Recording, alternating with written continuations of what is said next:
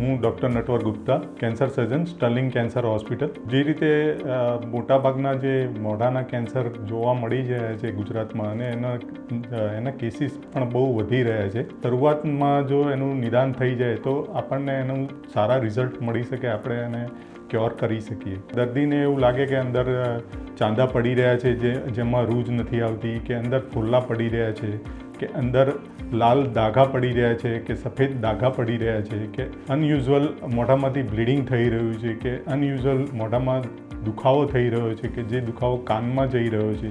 આ બધા જે શરૂઆતના ચિહ્નો છે, જો એ ચિહ્નોને તરત જ તમે એને ડૉક્ટરને બતાવો અને એમાંથી બાયોપ્સી કરાવો કે કશું પણ એમાં અજુગતું લાગે તો એનું નિદાન જલ્દી થાય તો 90% ચાન્સ છે કે આપણે એ કેન્સરને મટાડી શકીએ છીએ.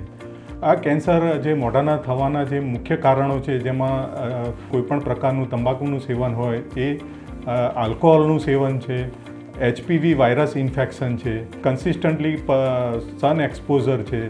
આ બધા કારણો છે જે મોઢાના કેન્સર થવાના કારણો છે. જે તમે આમાં સૌપ્રથમ જો આપણે હેલ્ધી લાઈફસ્ટાઈલ અપનાવીએ, કે પ્રોપર આપણે ડાયટ લઈએ, પ્રોપર આ બધી વસ્તુઓથી દૂર રહીએ અને એક્સરસાઇઝ કરીએ તો આપણે કેન્સરથી બચી શકીએ છીએ. એ જ મારું જણાવવાનું છે.